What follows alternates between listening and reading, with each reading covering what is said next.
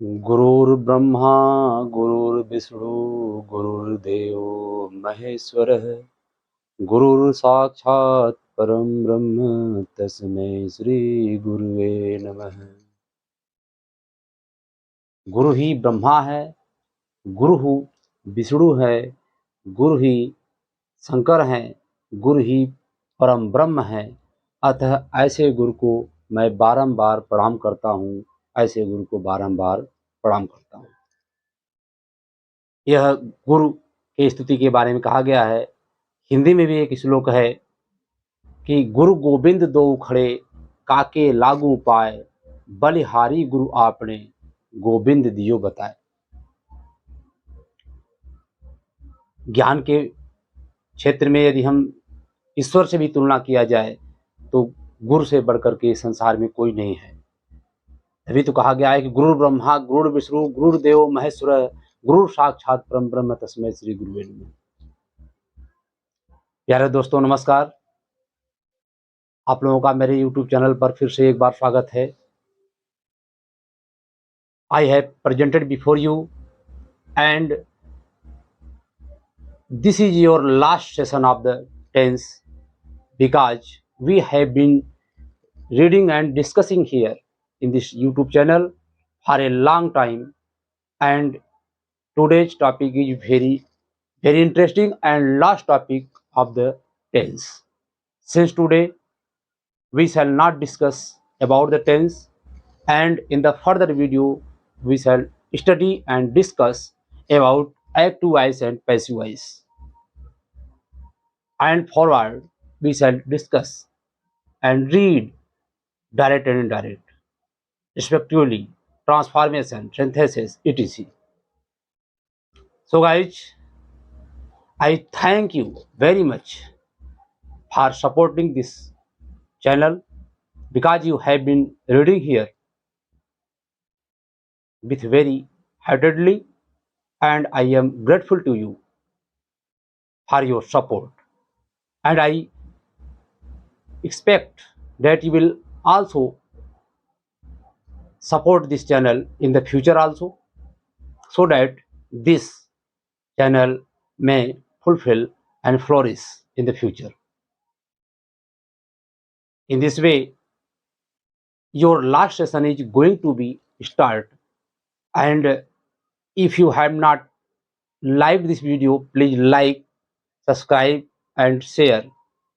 In this last session, in this last tense, I request you to like, subscribe and share for this video may viral in the India, in the world, and you also read more and more through this channel. यार दोस्तों, आज हम last tense को पढ़ने वाले हैं। यह tense मेरा है फ्यूचर परफेक्ट कंटिन्यूअस टेंस। जैसा कि इसके पहले हम लोगों ने पढ़ा, क्या हम लोगों ने पढ़ा, इस टेंस के अंतर्गत हम लोगों ने फ्यूचर परफेक्ट टेंस के बारे में पढ़ा, पॉजिटिव सेंटेंस या अफर्मेटिव सेंटेंस और निगेटिव सेंटेंस। हमने ये भी पढ़ा कि इस टेंस में दो ही सहायक क्रियाएं हैं, एक विल हैव बीन और दूसरा क्या है, शैल हैव बीन। कर्ता आई और वी के साथ शैल हैव बीन का प्रयोग करते हैं, और आई वी को छोड़ करके शेष अन्य सभी कर्ताओं के साथ हम विल हैव बी का प्रयोग करते हैं। तो मुझे उम्मीद है कि आज का सेशन आप लोग के सपोर्ट के माध्यम से बहुत अच्छा होने वाला है, और आप ऐसे ही सपोर्ट करते रहिए। तुरंत इसको वीडियो को पढ़ने से पहले आप प्लीज इसको आप दूसरे अपने साथियों में शेयर कर दें, ताकि वे भी जान जाएं कि अब ये वीडियो चलने वाला है। और हम आ जाते हैं अपने टॉपिक पर। मेरा टॉपिक जो आज का रहेगा इंट्रोगेटिव सेंटेंस। क्या रहेगा, इंट्रोगेटिव सेंटेंस। देखिएगा, INTERROGATIVE।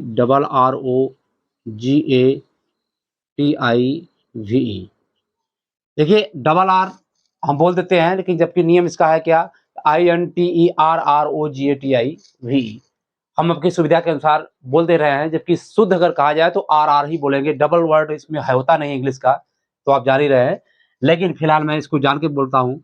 INTERROGATIVE इंट्रोगेटिव में सबसे पहले मैं आप लोगों को क्या करना चाहूँगा, सिंगल के बारे में बताना चाहूँगा। क्या बताऊँगा, सिंगल। सिंगल रहेगा हमारा तो क्या करेंगे हम, शैल का प्रयोग पहले करेंगे, ठीक, या विल का प्रयोग पहले करेंगे, शैल या विल, ठीक है। इसके बाद क्या रहेगा, हमारा सब्जेक्ट रहेगा। फिर अगर नहीं है तो नहीं लगा देंगे, नहीं है अगर नहीं रहेगा तो छोड़ देंगे। फिर क्या रहेंगे, ठीक है, हैव बीन का प्रयोग करेंगे, हैव बीन, और प्लस क्या रहेगा, मेन वर्ब में हमारा आईएनजी रहेगा, प्लस ऑब्जेक्ट रहेगा, प्लस शेष रहेगा या अदर वर्ड रहेगा, और अंत में क्या रहेगा हमारा, सिंस या फार रहेगा, ठीक है। यहाँ लिख दे रहा हूं मैं, शेष, रिमेंड,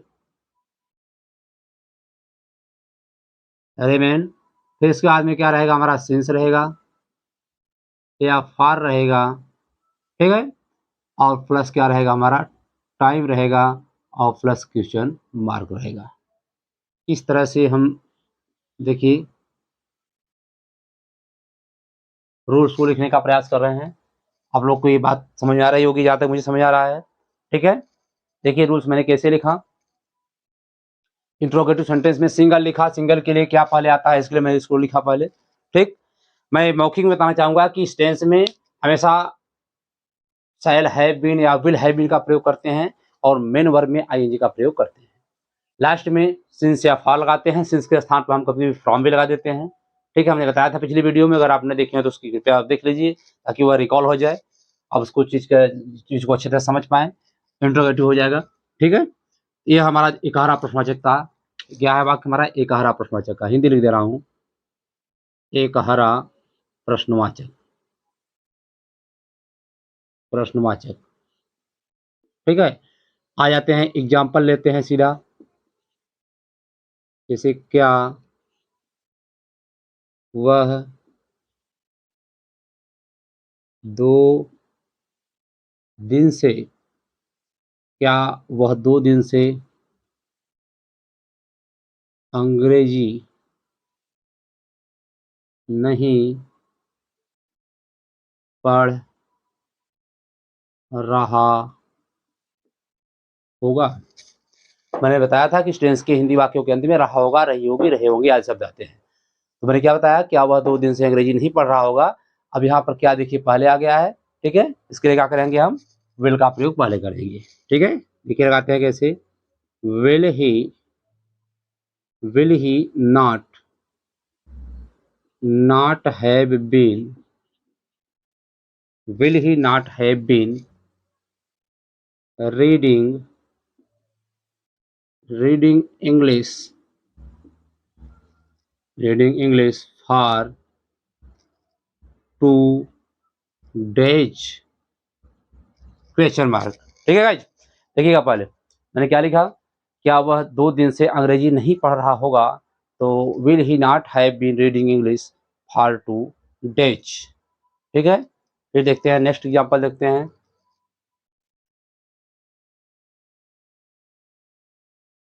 क्या मैं तुम्हें 20 मार्च से नहीं पढ़ा रहा हूँगा, ठीक है। अब चूंकि क्या आ गया है, इसके लिए शैल का प्रयोग करेंगे, चूंकि कर्ता आई है तो shall I not have been, shall I not have been teaching you since 20 March, या फ्रॉम भी लगा सकते हैं, जहां पर निश्चित समय होता है, जहां से ऑनवर्ड की बात करते हैं, उसके आगे की बात करते हैं, हम वहां फ्रॉम भी लगा सकते हैं, ठीक है। क्या करेंगे, shall I not have been teaching you since 20 March. तीसरा एग्जाम्पल लेने का प्रयास कर रहा हूँ, देखिए तीसरा क्या ले रहा हूँ मैं, इसका एग्जाम्पल ले रहा हूँ तीसरा वाला, क्या वह बच्चा 1 घंटे से रो रहा होगा, क्या वह बच्चा, ठीक है, क्या वह बच्चा 1 घंटे से 1 घंटे से रो रहा होगा, रो रहा होगा। ठीक है गाइस, चलिए देखते हैं इसका क्या हुआ बच्चा। इसका होगा will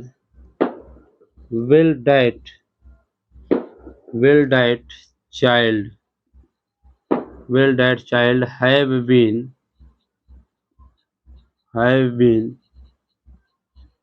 weeping, will that child have been weeping for 1 hour। देखिए गाइस मैंने क्या लिखा, क्या वह बच्चा 1 घंटे से रो रहा होगा, will that child have been weeping for 1 hour। ठीक है, ये मैं 3 एग्जाम्पल दिया और इसमें मैंने बताने का प्रयास किया क्या कि शैल या विल रहेगा पहले कर्ता के अनुसार, फिर सब्जेक्ट रहेगा, फिर नहीं है तो नहीं लगाएंगे, नहीं अगर नहीं रहेगा तो नहीं लगाएंगे। Have been plus main verb में आएंगे, ऑब्जेक्ट प्लस रिमेनिंग वर्ड रहेगा, सिंस या फॉर या प्लस टाइम और प्लस क्वेश्चन मार्क रहेगा। ठीक है, इसका फार्मूला का हम प्रयोग करते हुए अनुवाद का प्रयोग करते जाएंगे, हमेशा हमारा अनुवाद बनता जाएगा। ठीक है, चलिए तो ठीक है, इसको आप स्क्रीनशॉट ले लीजिए, तब तक मैं डबल इंटरोगेटिव को पढ़ाने वाला हूँ, इसको आप ले लीजिए स्क्रीनशॉट। ठीक है, हाँ गाइस देखिएगा, डबल इंटरोगेटिव सेंटेंस हमारा चल रहा है टॉपिक में। मैं फिर देख रहा हूँ, आप लोग को बताना चाहूंगा कि इंट्रोगेटिव सेंटेंस जो है INTERROGATIV डबल है इसमें। डबल इंटरोगेटिव क्या होता है, QW का प्रयोग पहले करते हैं, क्वेश्चन वर्ड का प्रयोग पहले कर देते हैं, शैल या विल का प्रयोग करते हैं, subject plus not plus have been और मेन वर्ब में ING, object plus remaining word रहेगा, सिंस फॉर या टाइम रहेगा। ठीक है, इसका एग्जाम्पल मैं ले रहा हूँ, इसे देखिए, इसका एग्जाम्पल लेने का प्रयास कर रहा हूँ। देखिए कैसे मैं एग्जाम्पल ले रहा हूँ, बड़ा सुटेबल एग्जाम्पल रहेगा और बड़ा अच्छा होने वाला है वाक्य हमारा। देखिएगा, तुम वहां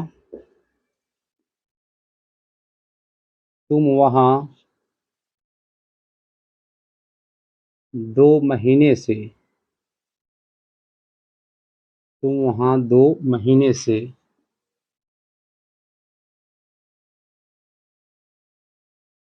क्या कर रहे होगे। ठीक है बेटा, गाइस देखिएगा मैंने क्या लिखा, तुम वहां 2 महीने से क्या कर रहे होगे। ठीक है, बीच में क्या आ गया, ये हमारा डबल इंटरोगेटिव हो गया। क्या करेंगे हम, व्हाट का प्रयोग पहले कर देंगे गाइस। ठीक है, what will you have, what will you have been doing there, doing there. ठीक है, डूइंग देयर आर 2 months। मैंने क्या लिखा, what have you been, what will you have been doing there for 2 months। तुम वहां 2 महीने से क्या कर रहे होगे। ठीक है, दूसरा एग्जाम्पल ले रहा हूं, जिसे देखिए,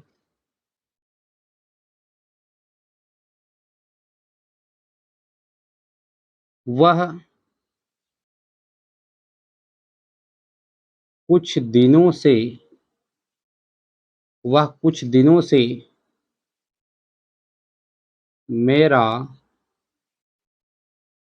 इंतजार, इंतजार या प्रतीक्षा, प्रतीक्षा क्यों कर रही होगी, कर रही होगी। वाक्य देखिए मैं थोड़ा सा बढ़िया ले लिया, कह रहा है कि वह कुछ दिनों से मेरा इंतजार या प्रतीक्षा क्यों कर रही होगी, बीच में क्यों आ गया, उसके लिए क्या करेंगे, हम वाई का प्रयोग करेंगे, वाई। ठीक है, why will she have been waiting for, ठीक है गाइज, वेटिंग फॉर मी। अच्छा, वाई विल सी नहीं भी है, यहाँ पर क्या करेंगे, नॉट का प्रयोग कर देंगे, यहाँ पर नॉट लगा देंगे, नॉट भी है ना, यहाँ पर नहीं भी है, नहीं अगर नहीं है छोड़ देते हैं, चलिए कोई बात नहीं, नहीं नहीं है इसमें। ठीक है, हाँ सही है, वह कुछ दिनों से मेरा इंतजार प्रतीक्षा क्यों कर रही होगी। Why will she have been waiting for me, ठीक है, फॉर सम डेज। अभी गाइस देखिएगा, इसमें यह बात देखने की बात है, इसमें यह बात सोचने की बात है कि इसमें फार 2 बार लगा है। एक देखिए वेट के बाद फार लगता है, वेट के बाद क्या लगता है, वेट के बाद फार लगता है, और एक जो होता है अनिश्चित समय के लिए फार लगाएंगे। इसमें घबराने की जरूरत नहीं है कि 2 बार फार लग गया, वाक्य हमारा गलत हो गया, ऐसी कुछ बात नहीं है। क्या है कि वह 2 दिन से मेरा इंतजार, वह कुछ दिनों से मेरा इंतजार प्रतीक्षा क्यों कर रही होगी, तो why will she have been waiting for me for some days, इस तरह से वाक्य हमारा बनेगा। ठीक है, एग्जाम्पल और लेता हूँ, चलिए।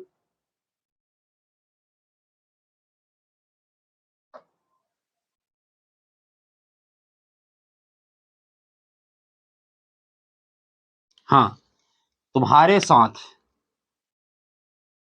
तीसरा एग्जाम्पल हमारा है,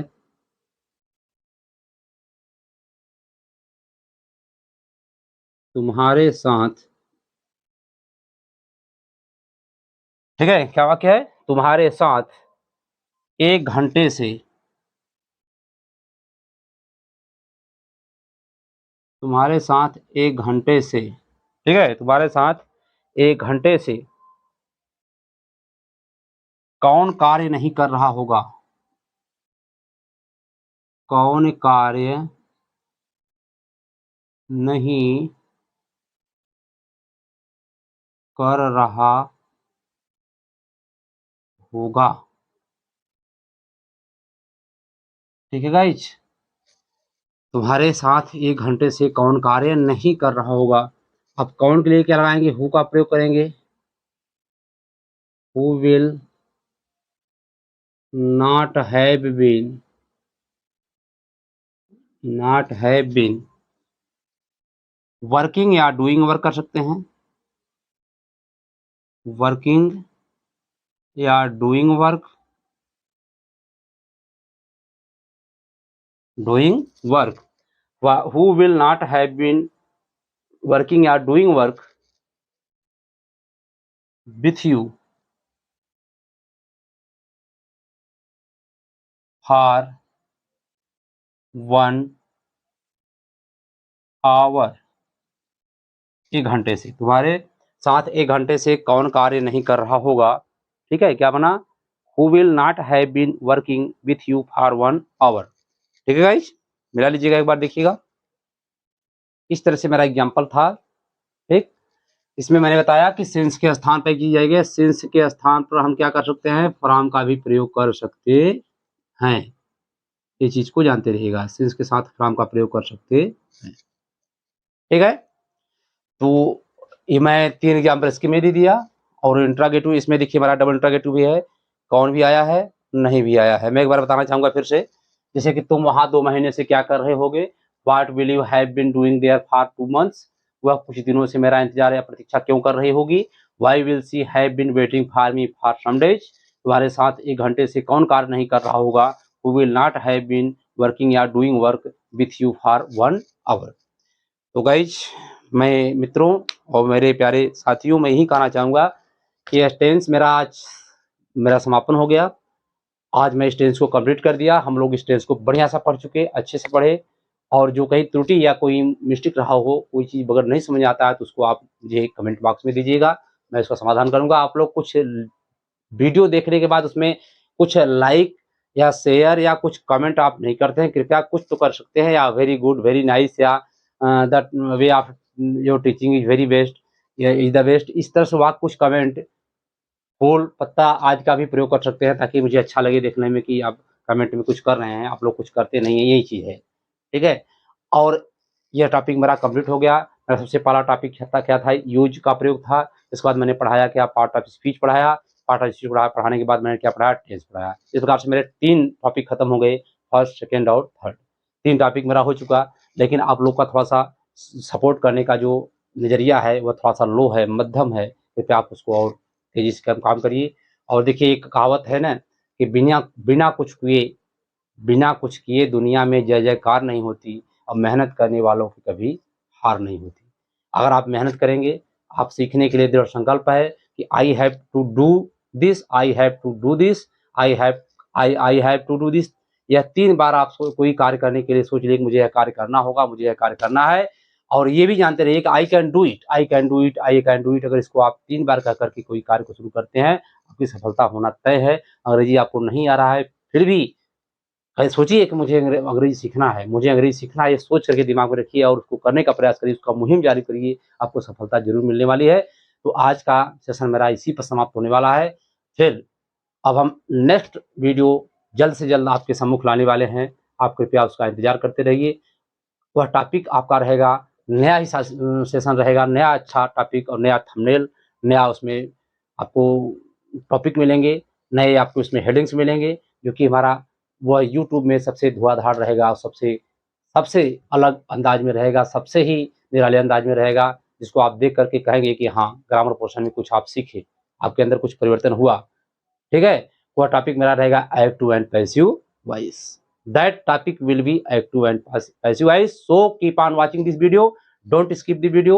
And if you do not understand, please watch this video again and again. You will find everything perfect and you will have no complaint against this video. ठीक है, मेरा ही कहना होगा। तब तक आप लोग स्वस्थ रहिए, मस्त रहिए, पढ़ते रहिए। अगले वीडियो में मिलते हैं एक्टिव पैसिव वॉइस में अच्छे से।